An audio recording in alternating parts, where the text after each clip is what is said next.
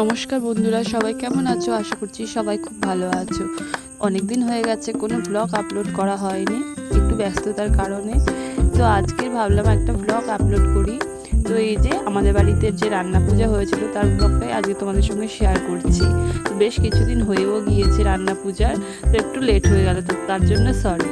আর এই যে এদিকে এখন সমস্ত কিছু তোড়জোড় শুরু হয়ে গেছে। বাবা এদিকে ভাজাভুজিগুলো করছে, আর আমাকে ওদিকে পিঠে দিয়েছিল একটু টেস্ট করার জন্য যে কেমন হয়েছে। আর প্রতি বছর ভাজাভুজিগুলো বাবাই করে। তো এইদিকে অনেকটা ভাজাভুজি কমপ্লিট হয়ে গেছে, এখন মাছ ভাজা চলছে। তো আমি বেশিটা শেয়ার করছি না, একটু ছোট ছোট ক্লিপে তোমাদের সঙ্গে শেয়ার করছি। আর এই যে এবারে একটা ব্লেন্ডার হয়ে গেছে, মানে বাবা এক করা মাছ একদম ঘেটে ফেলেছে ভাজতে গিয়ে। তো অনেকটা রাত হয়ে গেল, আর বেশি ভিডিওটা আমি কন্টিনিউ করিনি, কারণ শরীরটা খুব খারাপ ছিল। রান্না পূজার দিন আমি বাড়ি এসেছিলাম। তো এইখানে আমাদের এবারে রাতের বেলায় ভাত বেড়ে নিচ্ছে খাওয়ার জন্য, আর তারপরে বাবা এখানে জল ঢেলে দেবে। এই যে আমাদের 3-4 জনের ভাত বেড়ে নিয়েছি, আর এই দিকে বাবা এখন ভাতে জল দেবে। প্রতি বছর বাবাই দেয় ভাতে জল। এখন একটু গঙ্গা জল ছড়িয়ে নিচ্ছে, এবারে ভাতে জল দিয়ে দিতে হবে।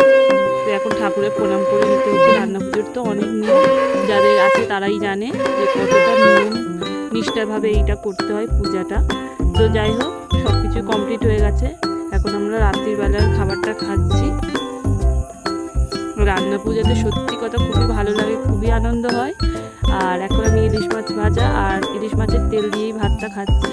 এই পরের দিন সকালবেলা মা খুব তাড়াতাড়ি ঠাকুরের খেতে দিয়ে দিয়েছিল, মানে পূজা দিয়ে দিয়েছিল, কারণ সকাল সকাল রান্না পূজাটা করে তারপরেই খাওয়া যাবে, নয়তো খাওয়া যাবে না। আর আমাদের বাড়িতে কিন্তু ব্রাহ্মণ দ্বারা পূজা করা হয় না, আমি ছোটো থেকেই দেখে আসছি। একটা বয়স্ক ঠাকুরমা এখানে পূজা করতো, তো এখন তিনি আর পারে না পূজা করতে।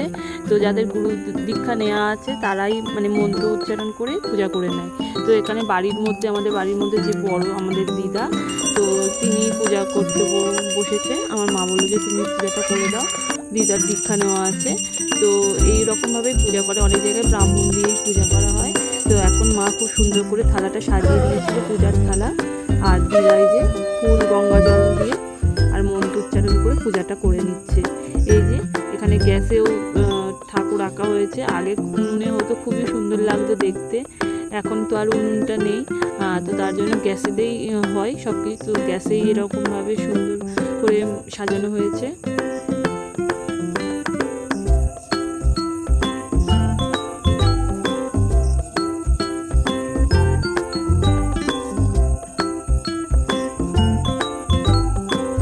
এখন পূজাটা শেষ হয়ে গেছে, আর এখানে অনেক রকমের ভাজাভুজি আছে, পটল, আলু, কুমড়ো, বেগুন, বরবটি, নারকেল, আমি বলে শেষ করতে পারছি না, কলা ভাজা।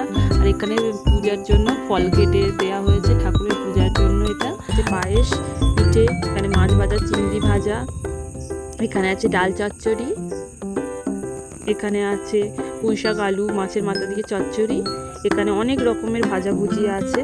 আর এখানে 3টে হাঁড়িতে, মানে একটা পূজার হাঁড়ি, পূজার ভাত থাকে পূজা হওয়ার জন্য, আর 2 হাঁড়ি পান্তা ভাত হয়েছে। তো এখন আমরা থালা সাজিয়ে নিয়েছি খাবো বলে। স্টার্ট সকালবেলায়, এখন সারাদিনই সবাই টুকটাক করে খাই। তো চলো, ভিডিওটা আজ এই পর্যন্তই ছিল। কেমন লাগলো তোমরা প্লিজ কমেন্ট করে জানিও, যদি ভালো লাগে একটা লাইক। সবাই খুব ভালো থেকো, দেখা হবে নেক্সট ব্লগে।